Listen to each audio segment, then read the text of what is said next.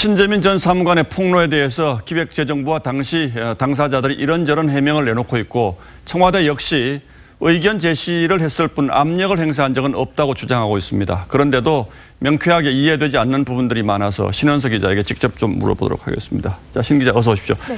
자, 당시 장관이었던 김동연 부총리가 어젯밤에 침묵하고 있다가 이제 어떤 페이스북인가 여기에 입장을 냈다면서요. 그렇습니다. 뭐라고 그랬습니까? 페이스북 자신의 계정에 글을 올렸는데요. 네. 신 전 사무관이 이 김 전 부총리를 그동안 GDP 대비 국가 채무 비율을 39.4%로 유지하라고 했다. 또 적자 국채를 발행하라고 지시했다는 인물로 지목을 했었죠. 예. 이와 관련해서 김 전 부총리는 신 전 사무관의 주장을 반박하기보다는 실무자의 고민과 의견도 이해가 된다면서 그렇지만 전체를 봐야 하는 사람의 입장도 생각해달라고 적었습니다.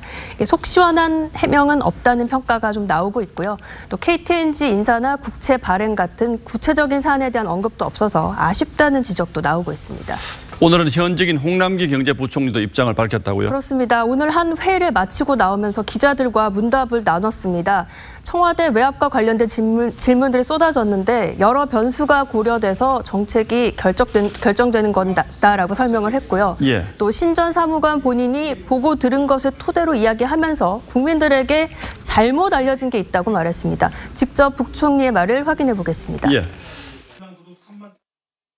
기획재정부 내에서 이루어졌던 의사결정 과정이 지금 제기했던 것처럼 무슨 뭐 압력이라든가 이런 것이 아니고 정상적으로 여러 가지 고려해야 될 변수들이 함께 고려되면서 결정이 됐다 생각하고요.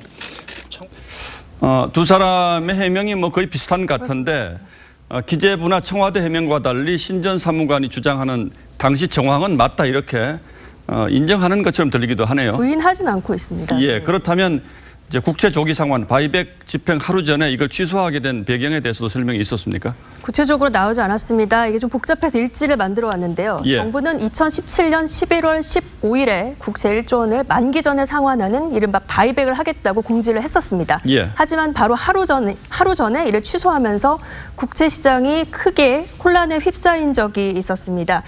이렇게까지 무리수를 둘 정도로 왜 그랬느냐 하는 여러 가지 분석들이 나왔고 거기에 대해서 국가 채무 비율이 낮아지지 않도록 하려던 건 아니냐 이런 말이 있었죠. 예. 기획재정부는 오늘 이 바이백은 국가 채무 비율에는 영향을 주지 않는다라는 내용의 보도 참고 자료를 내기도 했습니다. 국가 채무 비율에 영향을 주는 것도 아닌데 그런데 왜 이렇게 하루 전에 무리하게 취소를 해서 시장을 혼란에 빠뜨립니까? 아닌 이유만 설명했고 왜 그랬는지 지금 설명이 공식적으로 없습니다. 아, 그렇습니까? 그래서 제가 좀 따로 알아봤는데요. 문제가 됐던 11월 14일 아침에 변수가 생겼던 것 같습니다. 신 전 사무관이 폭로했던 소위 1급 재정관리관이 보고에 들어갔다가 부총리에게 깨졌다. 이 부분인데요. 이 자리에서 부총리가 적자 국채 발행을 생각해보라고 지시했다고 합니다. 예. 그럼 바이백을 하려고 해도 국채를 찍어서 해야 하는데 지금 적자 국채 발행을 검토하라는 지시가 나온 마당에 바이백까지는 도저히 하기 어려웠다는 설명입니다. 자, 그렇다면 이것 역시 신 전 사무관의 주장이 맞다 이런 얘기인데 그렇습니다. 그런데 당시에 세수가 14조 원이나 더 쳤다고 하지 않습니까? 그렇습니다. 그런데 재정을 확보하기 위해서 바이백까지 포기했다. 이것도 이해하기 어려운데요. 그렇습니다. 그 부분도 이상합니다. 그래서 도대체 이 더 많이 거친 세금, 이 세금으로 바이백을 하면 되는데 왜 세금을 안 썼느냐고 물었는데요. 예.